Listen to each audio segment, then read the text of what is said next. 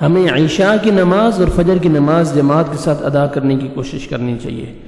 اللہ کے نبی صلی اللہ علیہ وسلم نے فرمایا من صلی العشاء فی جماعہ، جس نے عشاء کی نماز با جماعت ادا کی فکأنما قام نصف اللیل، گویا اس نے آدھی رات تک قیام کیا۔ ومن صلی الصبح فی جماعہ، اور جس نے فجر کی نماز با جماعت ادا کی فکأنما صلی اللیل کلہ، گویا اس نے پوری رات قیام کیا۔ سبحان اللہ۔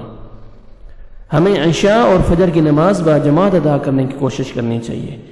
عشاء کی نماز اگر آپ جماعت کے ساتھ ادا کرتے ہیں آدھی رات قیام کا ثواب، اور اگر آپ فجر کی نماز ادا کرتے ہیں جماعت کے ساتھ تو پوری رات قیام کا ثواب ملتا ہے آپ کو۔ سبحان اللہ۔